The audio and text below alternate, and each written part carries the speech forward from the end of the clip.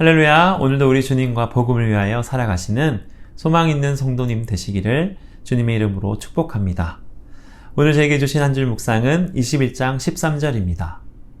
바울이 대답하되 여러분이 어찌하여 울어 내 마음을 상하게 하느냐? 나는 주 예수의 이름을 위하여 결박당할 뿐 아니라 예루살렘에서 죽을 것도 각오하였노라 하니 아멘.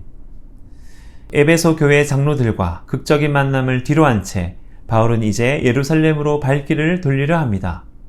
그러나 두로에서 만난 제자들에게 바울은 갑작스런 권면을 듣게 되는데요.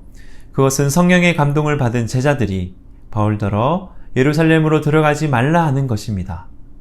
그리고 가이사랴에 이르러서는 유대로부터 온 아가보라 하는 선지자가 와서 바울의 띠를 가져다가 자기 수족을 잡아매고는 예루살렘으로 올라가지 말라 다시 바울에게 권면합니다. 이 두 번의 사건을 통해 하나님의 뜻이 예루살렘으로 가지 않는 것이다 여길만도 하지만 바울은 그들의 권면에도 불구하고 이 상황을 조금 다르게 해석합니다. 제자들은 해당함을 인하여 예루살렘으로 가지 말라는 것이고 바울은 그러므로 두려워 말고 고난을 이상히 여기지 말라 해석한 것입니다. 바울은 이미 2차 선교여행 때 성령의 제지를 받았습니다. 아시아와 비두니아 지역으로 가 복음을 전할 계획을 세웠지만 그것이 주님의 뜻과는 달랐음을 환상을 통하여 깨우치게 됩니다. 16장 9절 10절입니다.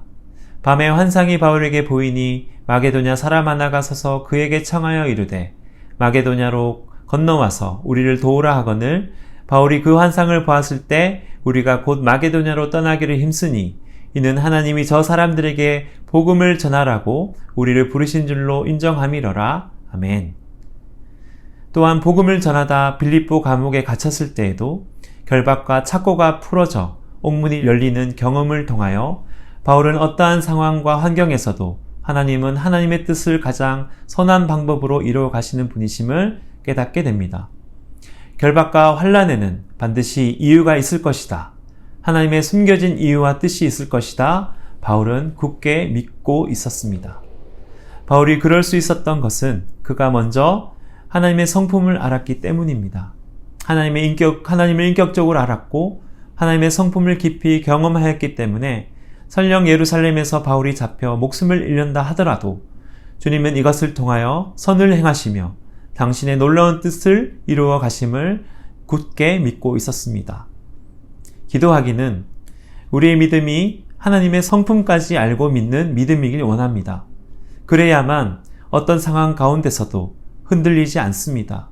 우리에게 하나님은 선하고 좋으신 분이십니다. 그 아들을 내어주시기까지 우리를 사랑하시는 분이십니다.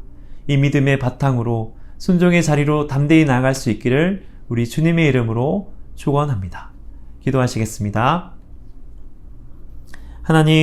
하나님을 향한 저의 믿음이 예수님의 인격과 성품을 경험한 믿음 되기를 원합니다.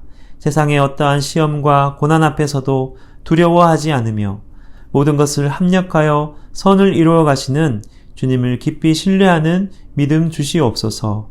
우리 주 예수님의 이름으로 기도드립니다. 아멘.